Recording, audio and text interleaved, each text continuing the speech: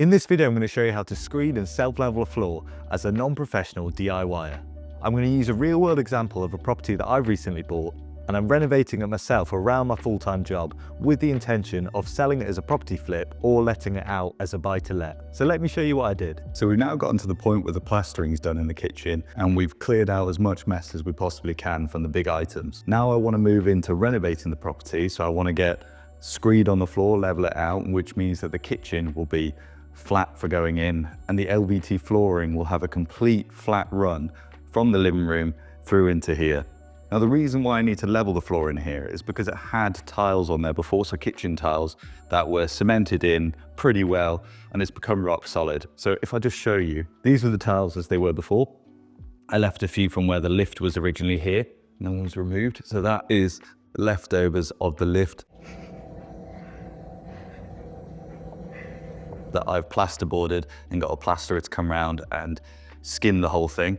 And I'm gonna get my STS under this, like I've done for the rest of the kitchen, and remove that, just little bits that I've left over. Now to remove the cement that was holding it in, it would be back-breaking labor for hours of my time. And it ends up leaving dents like this because it's taking out chunks of the concrete floor too. So instead, I'm gonna self-level screed the entire thing using the MAP8 3240. I've used this before. I think it's brilliant. It's fiberglass reinforced. Perfect. The really important thing before self-leveling is cleaning up the floor. So I've got my big brush here, and then I'm going to use my shop vac just to go over and make sure all the dust is gone so it really gets a good stick, especially into this concrete. I want it to really grip into this concrete. So preparation is key here. And I want to make sure that I feather it into this room because the LVT is going to be coming all the way through here. So let's get cracking with the preparation. So I'm just removing the rest of those tiles with my STS with the chisel bit on the end. I get my shop back out, start removing all the big bits, removing the hoses from the floor, brush it up with my stiff brush, hoover it up. And this is where I get something stuck in my hose, so I have to get rid of that. I chisel any high spots that I see, I then start to brush it, and then I hoover up all the dust. And here is where I pause for 2 minutes because it's Remembrance Sunday, so it's just hit 11 o'clock, and continuing to hoover. Then clearing out the doorway so I can get the feathering in. So that's the floor cleaned up. We managed to shave off any high spots, brush it up, and then hoover it up as well. I've just gone over again with the brush. I'm gonna hoover it one more time.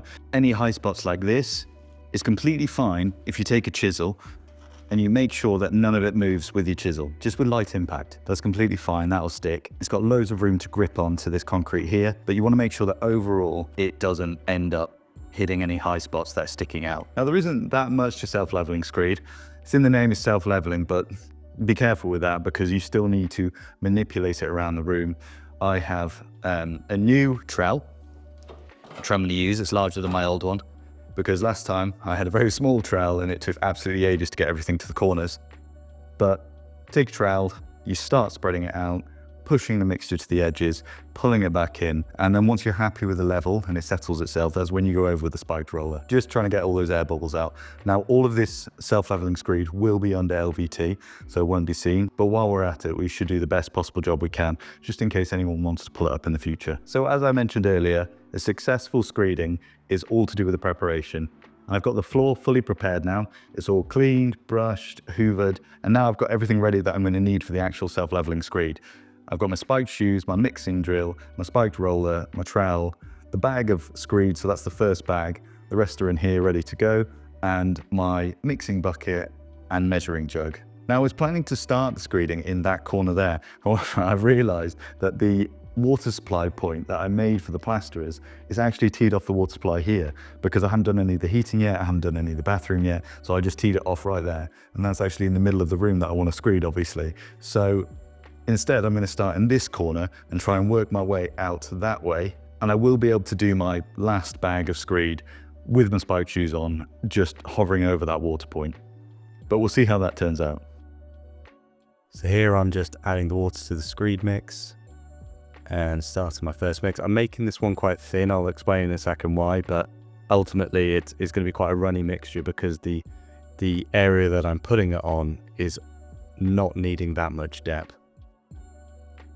So we've just mixed up our first bucket and you want to look for a consistency like this. So there are no lumps in it. You mix at a fairly slow speed setting. You don't want to get too much air in there either. And once you've done that, you leave it for 2 to 3 minutes, which is a great time to get your spike shoes on so you can get pouring. I always struggle with these spike shoes. I don't know why. Maybe it's just when I've got my big boots on. So yeah, you can see this is quite a thin one. If you just watch in the corner, it does end up leveling itself out over the time. On the time lapse, you can really see it. So the way I use my trowel is that I push it into the corner and then pull it back away. A little bit of spike roller there just to make sure there's no air.